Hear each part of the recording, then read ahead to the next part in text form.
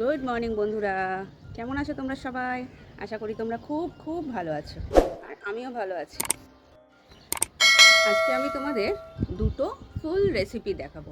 অন্য সময় তো বলেছি লাঞ্চের সময় আমার ছেলে ফোন নিয়ে নেয়, তা আজকে আমি তাড়াতাড়ি উঠেছি, ওই জন্য ছুটিও আছে, আর তাড়াতাড়ি উঠে সমস্ত রান্না বান্না করে তোমাদের জন্য শ্যুট করে আমি নিয়ে এসেছি।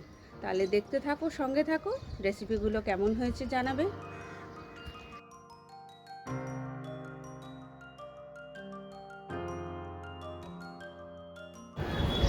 তাহলে তোমাদের বলেই দিলাম প্রথমে যে আজকে কী রান্না করব। তাই ফ্রিজ থেকে মাছ আর মাংসটা বের করে জল দিয়ে রেখে দিয়েছি, যাতে একটু ঠান্ডাটা কাটে। এরপর কেটে নিয়েছি, দেখো, মাছের আলু, পেঁয়াজ, টমেটো নিয়ে নিয়েছি, আর এখানে মাংসের আলুও নিয়ে নিয়েছি।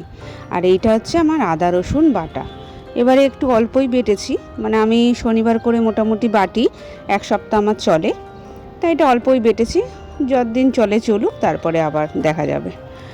তা এবার কড়াইতে তেল নিয়ে নেব মাছের ঝোলটা করার জন্য।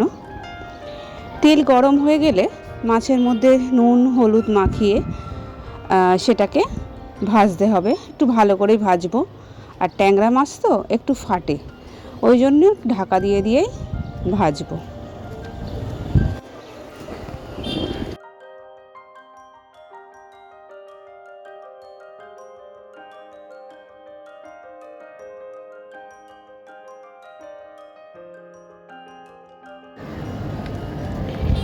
এবার তেলের মধ্যে একটু কালো জিরে ফোড়ন দিলাম, দিয়ে আলুগুলো দিয়ে দেবো।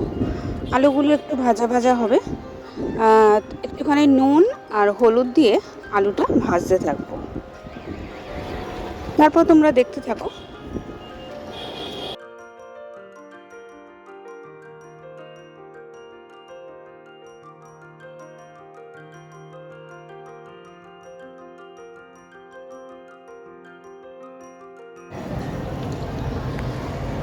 যে কোনো মাছের ঝোল না আমার খুব ভালো লাগে।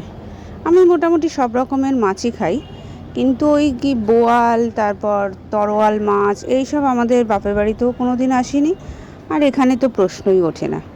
তাই ওই সব মাছগুলো খাই না।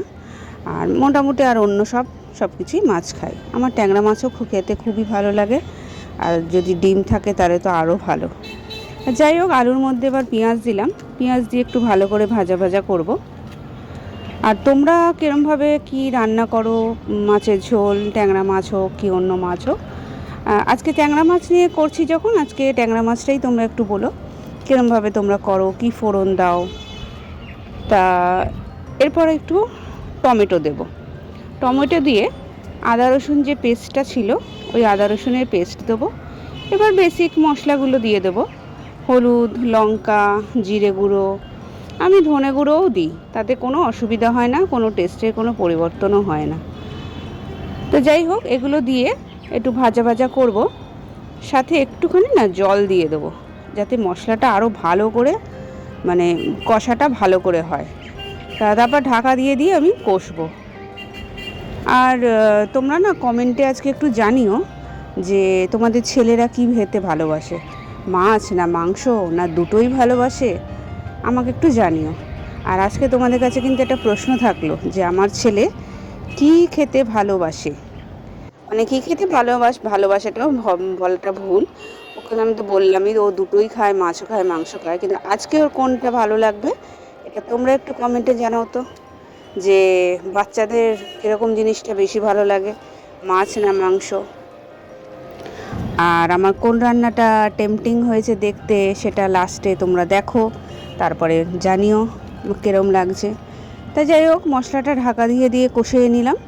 কষিয়ে নেওয়ার পর জল দিলাম, জল দিয়ে অনেকটা ফুটলো, ঢাকা দিয়ে দিয়েছিলাম, ফুটলো। ফোটার পর একটু আমি গরম মশলা দিচ্ছি আর ধনে পাতা দিচ্ছি। গরম মশলাটা ওই ব্রাউন যে গরম মশলাটা আছে, ওইটা আমি ব্যবহার করি না, এটা আগে করতাম, কিন্তু আমার বড় বৌদি বলেছিল যে ওইটা ভালো না, এই জন্য লাল রঙের গরম মশলাটা ব্যবহার করি, শাহি গরম মশলা। তো যাই হোক, ভাতও আমার হয়ে গেছে।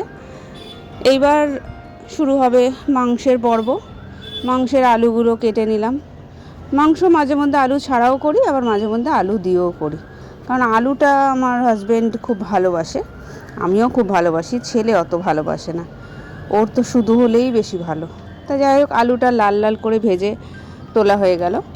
এবার একটু তেলের মধ্যে গোটা জিরে দেবো, গোটা জিরে দিয়ে পেঁয়াজ দিয়ে দেবো। পেঁয়াজ দেওয়ার পর না আমি মাংসটাও দিয়ে দেবো।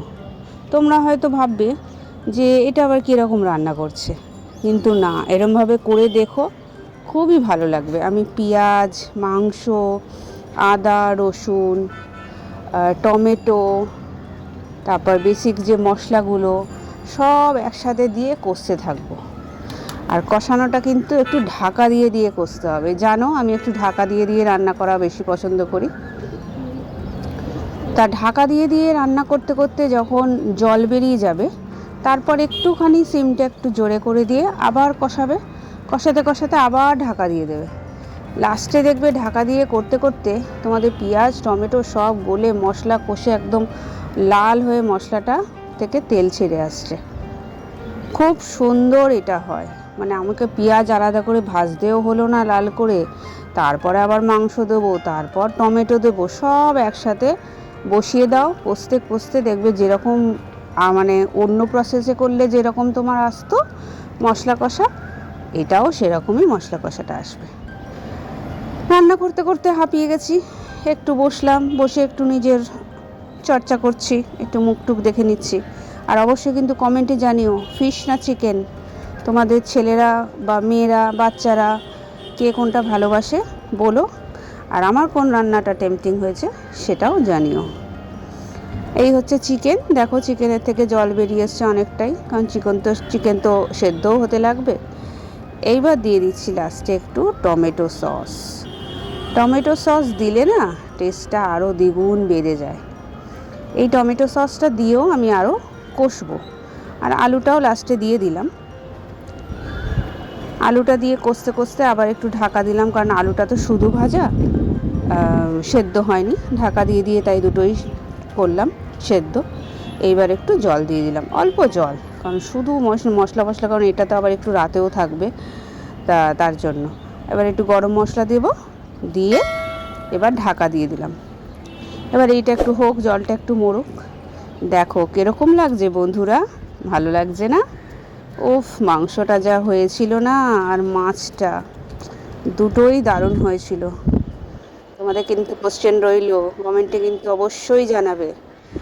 আর আমার ভিডিও যদি তোমাদের ভালো লাগে তাহলে সাবস্ক্রাইব করো প্লিজ, লাইক, শেয়ার, কমেন্ট করো, তবে তো আমি বুঝতে পারবো যে আমার কোন জিনিসটা ভালো লাগছে, কোন জিনিসটা ভালো লাগছে না। আর যাই হোক, লাস্টে তোমাদের রান্নাটা দেখিয়ে দিই। এই হচ্ছে গরম গরম ভাত, আর তার সাথে হচ্ছে চিকেন কষা, আর তার সাথে মাছের ঝোল। আবার একটা নতুন ভিডিও নিয়ে কাল দেখা হচ্ছে। Bye bye.